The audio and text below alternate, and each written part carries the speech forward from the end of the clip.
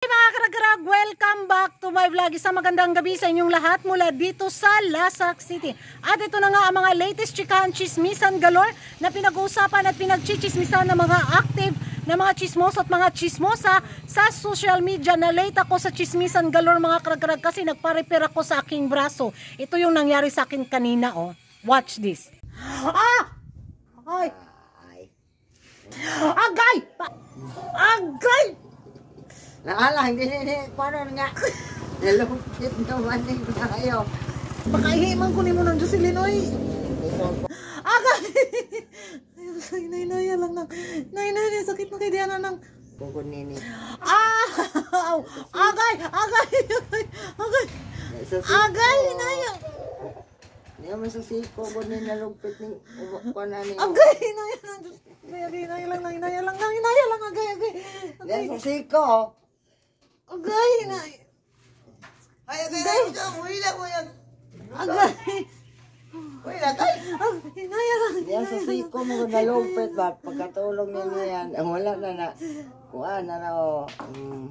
Agay, oy. Dili sakit, oy. Dili sakit.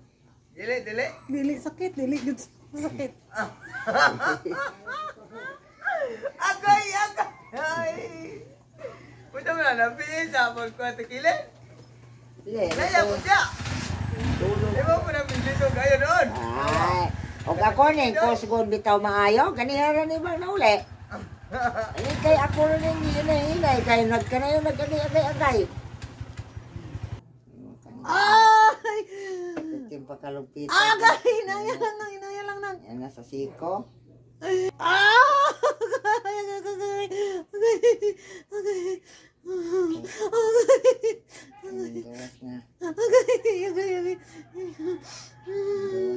Yan ang mga karag-karag, nakita nyo na naman, bali na naman ang ating menopausal bone structure. Ayun, DIY na yan. At eto na nga ang mga latest chikahan ngayon na bone structure din, yung mga gigil na mga ibang fans between nga dito sa rivalry ni Heart at saka ni Pia. So of course pag-uusapan natin yan dahil beauty queen Miss Universe natin yan si Pia Wurtzbach at alam naman natin yung naging issue ni na Heart at saka ni na Pia bitaw about dito sa mga fashion week bitaw na agawan ng corona kung sino ba yung reyna sa fashion, si Heart ba or si Pia. At dahil nga dito nga sa mga kaganapan na to, pinag-uusapan nila yung nangyari sa Sona. Ha? Ansa? Waka kailang Pia? Pia Wurtzbach, Miss Universe 2015. Hindi siya maritis. Si Pia, good asawa ni Chis Escudero. Si Heart Maguro. Heart Evangelista gani. Heart Evangelista at saka si Pia Wurtzbach.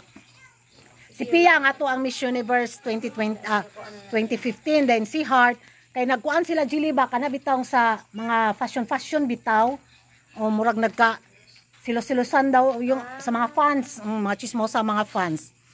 So yun na nga mga karag-karag, ito nga ang eksenang nangyari sa Sona na dermatology si Heart kay Pia Wurtzbach. Base sa video na makikita ninyo, kayo na yung humusga.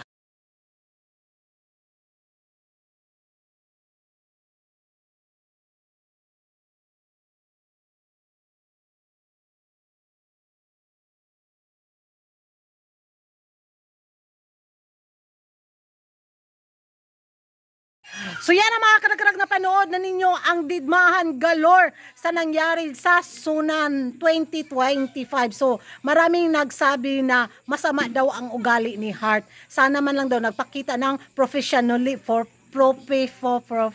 nahirapan, na stress na naman yung dila ko. Professionalism si Heart ba na binati naman sana niya si Pia kahit plastikan galore.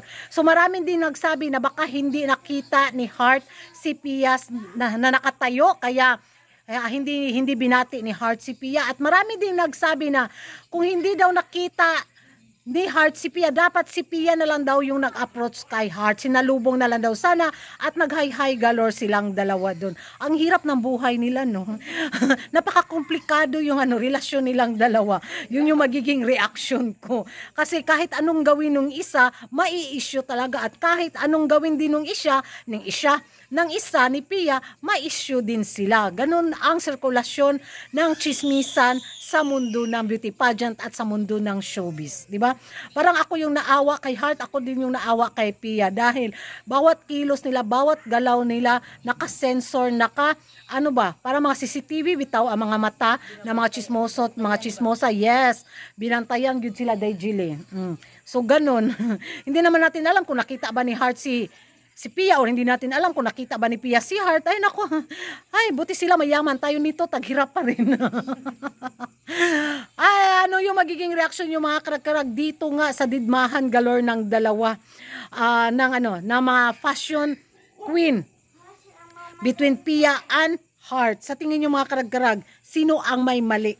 Si Pia or si Heart? Mag-ingay tayo sa comment section at kung hindi ka pa nakapag-subscribe sa YouTube channel ko, don't forget to like and subscribe. Kuragan-karag and hit the notification bell para updated kayo sa mga latest kaganapan sa mundo ng beauty pageant. And thank you for watching. See you in my next vlog. Bye-bye!